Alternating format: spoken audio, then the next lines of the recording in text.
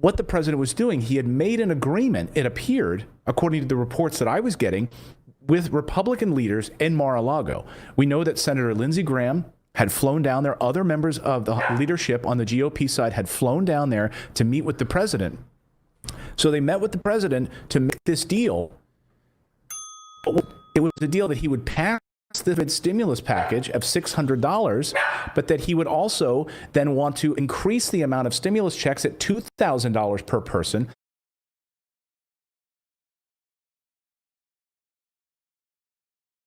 extending that beyond just the $600, getting rid of these pork provisions,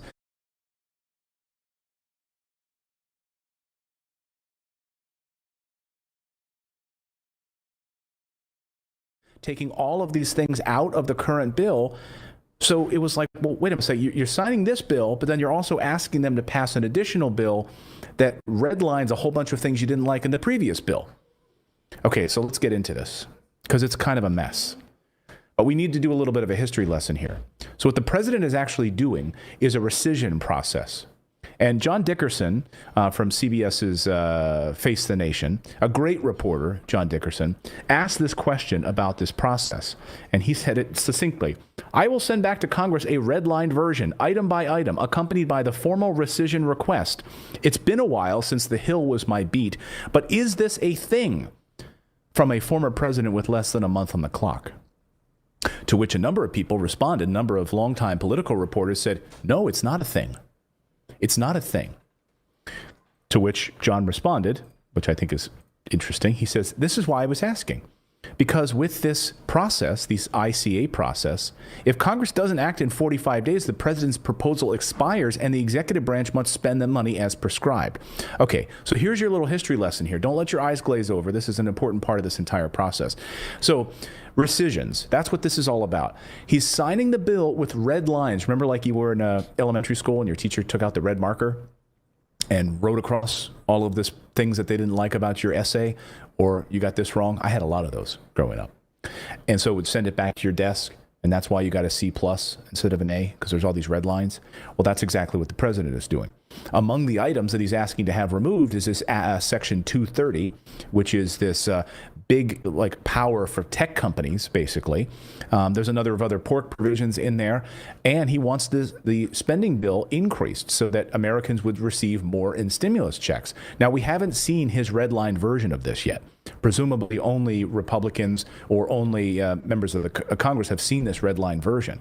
But this rescission process hasn't been used since 1974. It's called the Impoundment Control Act, or the ICA. And it was used 2 decades ago, and it's a process. It's different than when Congress initiates its own rescissions, when they, this chamber doesn't like that, so they put some red lines and they go back and they tweak it, right? This is different. Rescissions are available to the president to facilitate the cancellation of certain appropriations pieces in the spending. The executive branch, so the president's branch, right, the White House, is legally required to spend the money if he signs this. So he signed the bill.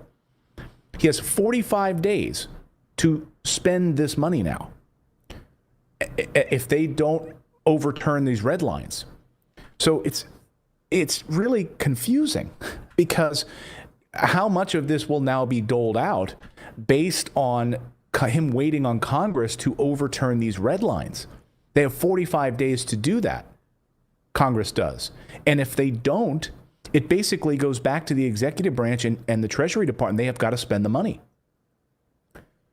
So will they call his bluff on this?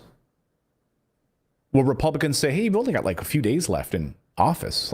We're not doing this. You're out of here, buddy. 45 days, you're gone. So why would we pay attention to your red lines at this point? But then the American people kind of sit there and wait and wonder, when will this money actually be spent? When will these programs be allowed to roll out? Do we have to wait 45 days for this provision to expire? This rescission provision? The Impoundment Control Act of 1974? Richard Nixon used it to change policy. Those impoundments then were challenged in court and they were overturned. So now Congress created this rescission process in the Congressional Budget and Impoundment Control Act of 1974. It gives presidents a limited ability to impound funds temporarily while awaiting congressional action on formal rescission requests. Okay, so follow me here. What the president did was, I'm approving this bill with rescission requests.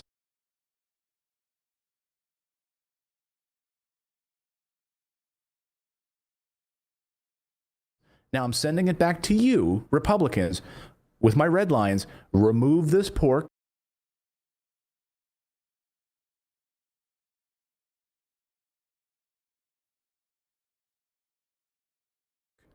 Remove these things and also increase the amount we're going to spend on direct stimulus checks.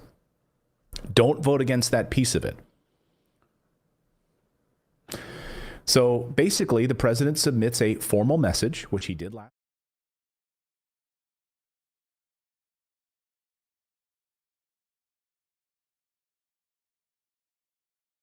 night, formally asking for a rescission. The special message must specify how much is to be rescinded, where they will be rescinded from, the projects and functions that will be affected. Okay, he specifically laid out areas where he doesn't want money going to foreign governments, etc., and why it should be rescinded, and then the estimated fiscal, economic, and budgetary impacts of the rescission, which is exactly what the president did. So the president dug this little thing out of the history books last night from 1974 to send these back to Congress. And so what is actually in this?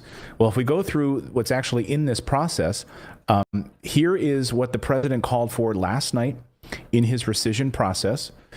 He called for, on Monday, the House will vote to increase payments to individuals from $600 to $2,000. Therefore, a family of four would receive $5,200. Additionally, Congress has promised that Section 230, which so unfairly benefits big tech at the expense of the American people, will be reviewed and either be terminated or substantially reformed.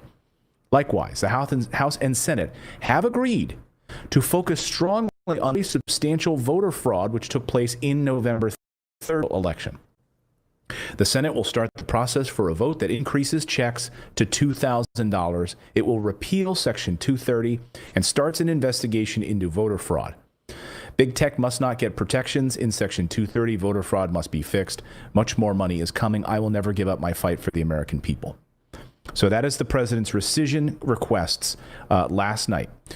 Now, House Republicans are calling this a scam.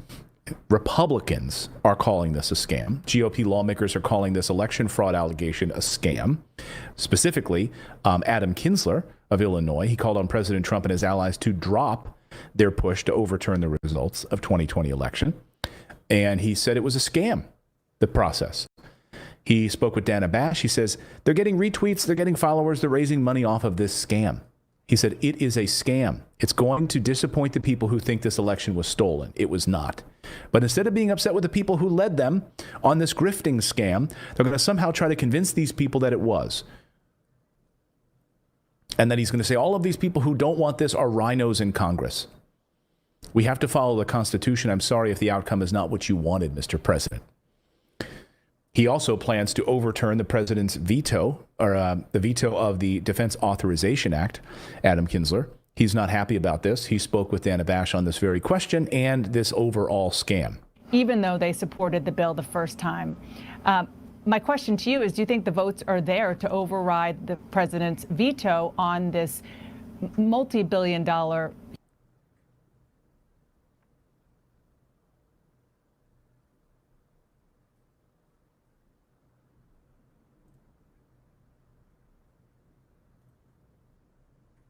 You know it's paused, Clayton? Joining us now, one of the very few House Republicans willing to speak truth to power, Congressman Adam Kinzinger of Illinois. Thank you so much for joining me this morning, Congressman. So let's start with that bill that's sitting in Mar-a-Lago. The House will vote of the defense bill, rather. The House will vote on that tomorrow. The House Minority Leader Kevin McCarthy has indicated that many House Republicans won't vote against the president, even though they supported the bill the first time.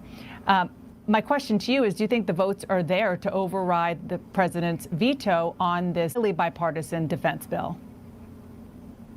Yeah, I certainly hope so. This is something we've done for 50-some straight years. It was vetoed for nonsensical reasons, this whole Section 230, which has nothing to do with national defense or the NDAA. Somebody just got in the president's ear and convinced him. And so we had way more than 2/3 votes to pass this.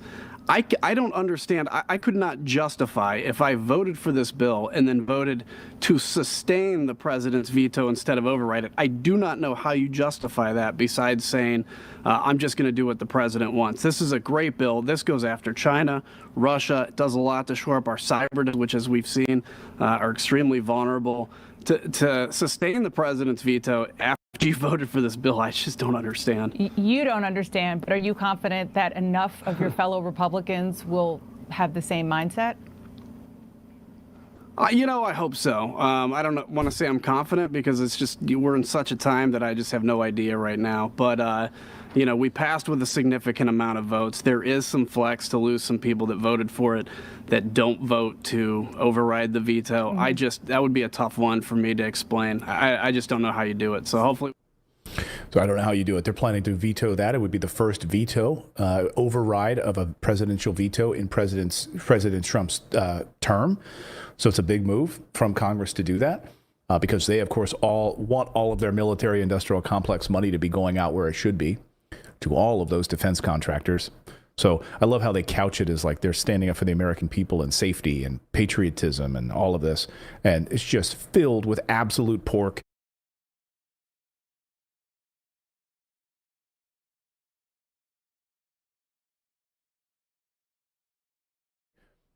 Going out to all of these defense contractors for these programs while the American people are suffering and quibbling over $600. Like they can only give you $600 in stimulus checks, but they can also send out $740 billion for defense so that all of these and countries around the world in this omnibus spending bill can get millions of dollars. $500 million going to Israel, $10 million going to gender programs in Pakistan. So we need to understand gender programs in Pakistan for $10 million. I got an idea. What if you actually fix some roads with that amount of money? What if you provided money to schools with that amount of money? Unbelievable. So where are we with this stimulus package? Are we actually going to pass this thing? Will the $2,000 become a reality? I think it's interesting to hear Senator Pat Toomey, a Republican who is really kind of unchained at this point because for re-election. So you can tell that he's basically probably telling the truth about where Republicans are on this whole thing and basically what he feels about President Trump at this hour. Whether or not they would actually sign this thing, whether or not they would sign the $2,000 provision, whether or not they will remove some of these pieces of pork that are in this thing and send it back to the president. This is what he did and spoke with on Fox News Sunday. This is Republican Pat Toomey on this issue. Senator, you disagree with some of the provisions in this massive funding package. Why should the president sign it? Well, because you don't get everything you want, even if you're the president of the United States. We have two legislative bodies, and Democrats control one, Republicans the other. Look, if it were just the freestanding government funding bill, I would almost certainly be voting against that. But I think the COVID relief measures are really, really important. And, in my state, as in many other states, we have governors who are closing down businesses again. People are out of work, certainly through no fault of their own. I think we need the extended unemployment benefits. I think we need another round of the PPP loans, which are really grants to small businesses to keep their workforce, part of their business. And time's running out. So I understand the president would like to send bigger checks to everybody. I think what he ought to do is sign this bill and then make the case. Congress can pass another bill. I don't agree with $2,000 checks to people who've had no lost income whatsoever, which is the vast majority of Americans. But the president's free to make that case. Democrats will agree with that and see where it ends up. But we've got a bill right now that his administration helped negotiate. I think we ought to get that done. Your colleague, Senator Lindsey Graham, after spending some time with President real Donald Trump, today I am convinced more determined than ever to increase stimulus payments to $2,000 per person and challenge Section 230 big tech liability protection. Both are reasonable demands. Do you worry we're heading for a government shutdown, sir? I really don't know. I think the president has not actually explicitly said he's going to veto this bill. I take that as a hopeful sign. Mm-hmm. I think as he leaves office, he will, I understand he wants to be remembered for advocating for big checks, but the danger is he'll be remembered for chaos and misery and erratic behavior if he allows this to expire. So I think the best thing to do, as I say, sign this and then make the case for subsequent legislation. Ouch. So instead of being remembered for signing stimulus checks and getting help to the American people, he's going to be more known for chaos and indecision. That's Senator Pat Toomey, the Republican who's not running for re-election in the state of Pennsylvania. So he's asking the president, make your case. Sign the stimulus bill, which he did, and then make your case to the American people today. And that's what he's going to be doing. So the president taking to Twitter after he signed this bill, of course, and saying that he wants to continue to push for stimulus. $2,000 plus $2,000 plus other family members, not $600, he tweets. Remember, it was China's fault. He also went on to tweet this just a short time ago: increase payments to the people, get rid of the pork.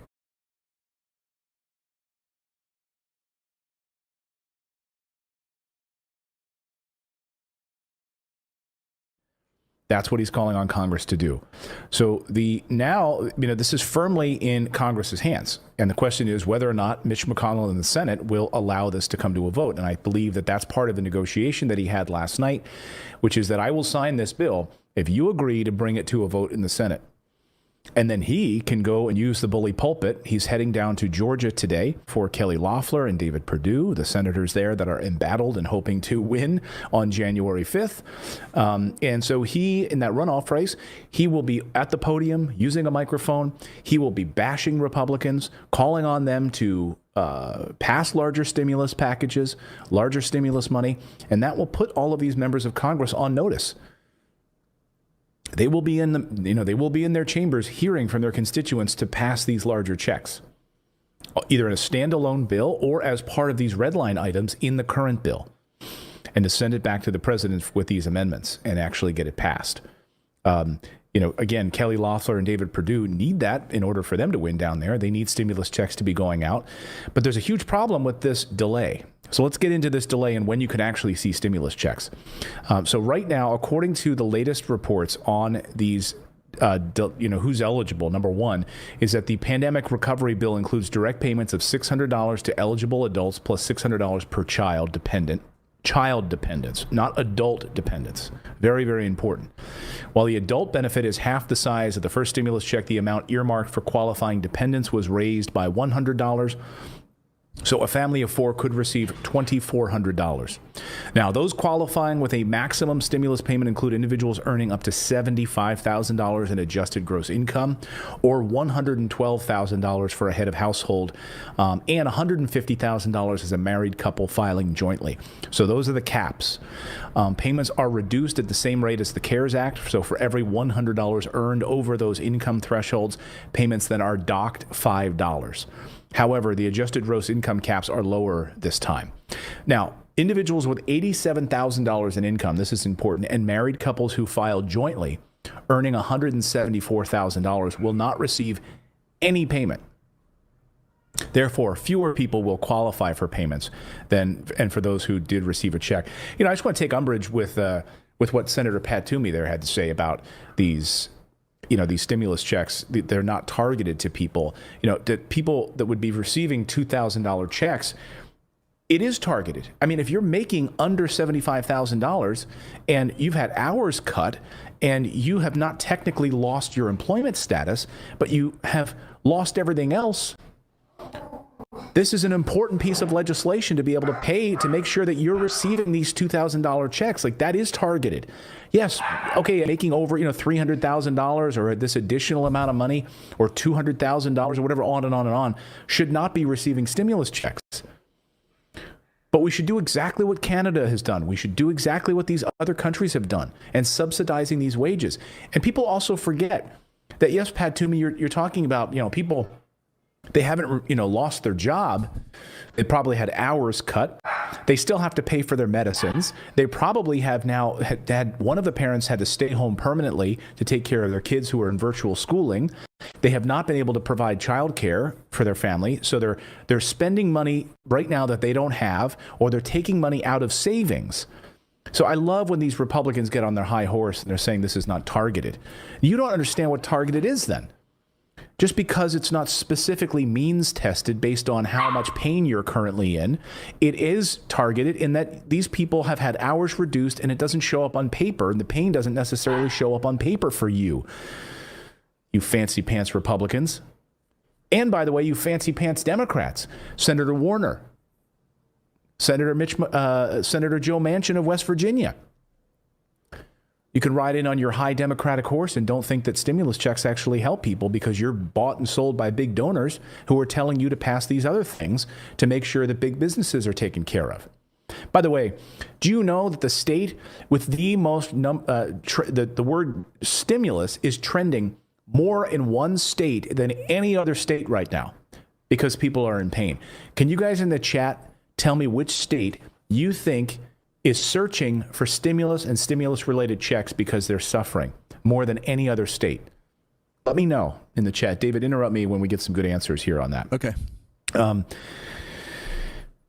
Because, and it points to these senators who are completely out of touch also. People are saying California. It is targeted. California, New York. Nope. Michigan. No. California. No. West Virginia. I'll give West Virginia is the answer. That was going to be my guess too. Because there's stats showing that like 90% of people couldn't pay their mortgage and their rent. It's astounding. West Virginians are suffering. I used to live in West Virginia, beautiful state, great people. And of course, they have a few of the poorest counties in America in the southern part of the state and scattered throughout. I mean, it's really brutal. And industry has left. There are no jobs.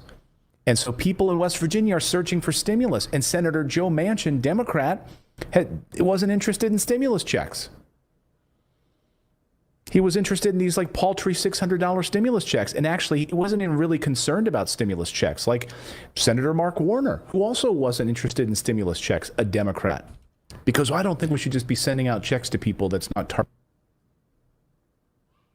We shouldn't be sending out checks to people when it's not targeted. It is targeted, just not maybe by your metric.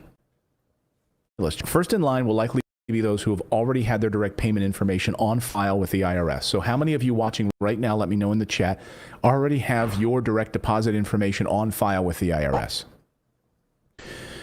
Before Trump balked at signing the legislation, Treasury Secretary Mnuchin, of course, earlier this week in a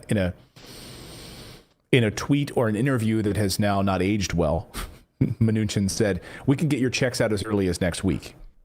That's not going to happen because now there's a rush to try to get this done. And now it probably won't be until after the new year when this first round of checks will. So the money that's digitally set up inside the IRS's websites and bank accounts will then be able to go out first. It's a very, very fast way of getting money out to people, Mnuchin told Jim Cramer last week. That includes people who signed up to receive a refund by direct deposit when filing their 2018 and 2019 taxes. So how many of you watching right now filed your taxes electronically and filed to receive that direct deposit as a refund electronically? If you did, then you are set up. You will receive that money into those bank accounts, into those checking accounts. And it may extend to the 14 million people who previously registered their details via those two new online portals on irs.gov back in the spring. Go to IRS's website today. If you go to irs.gov, you'll notice that the website should still allow you to set up right on the front page for the economic impact payment. Right at the top, you'll see Get My Economic Impact Payment, and then you can go through and make sure that your information is inside the system. So you can do the recovery rebate credit. You can make sure that your electronic information is all plugged in. They have a big tool right on the front page right there to to get that information plugged in on the website. So make sure your electronic information is on file, and those people will get it first and fastest. And then they were going to deliver about $5 to $7 million paper checks a week, in addition to checks for other federal programs. So they're going to start with people who are making less than $20,000 per year. Those checks, those paper checks, will go out first to those people, and then it'll continue every week after that. TurboTax or Green Lewis or H&R Block, any of those tax software programs that you may have worked with before, you need to check with your person that you worked with and find out, how did you receive the payment last time in the spring? Did you receive it through your H&R card that they gave you? Did you get it via a paper check in the mail? What about those, that did Green Lewis or other rebate centers? Check with how you got it last time to find out how it might unfold this time. But again, unemployment and all of this, folks, let's talk about unemployment now. Those unemployment checks that were set to roll out because of the deadline was supposed to be happening just this weekend. Those unemployment checks were set to run out on Saturday night, and they have. That means now that because of this delay by President Trump, this next week you will not have stimulus, you will not have unemployment checks for the following week. So those for the next week, there will be a delay of a week. Okay, so nothing is happening this week. And then after the beginning of the year, there's a major problem with these unemployment offices and these computer systems. According to reports, we now have to get those computer systems updated. That's right, folks. The computers need to be updated. The computers and software need to be updated. So it could be weeks until unemployment checks are sent out for the pandemic unemployment assistance of $300. It could be weeks because of President Trump's delay on signing this thing. And I don't just want to put the blame on President Trump. Let's blame on Congress too. They knew this deadline was approaching, so they got it to his desk, right before Christmas. We were still facing these software delays. Mistake about it, I still think this bill is crap, okay? But millions of Americans are now out of unemployment benefits as of Saturday night. And now, because of these delays and the computer systems not being updated for weeks, you're going to be delayed on your unemployment assistance for that amount of time until they get this figured out.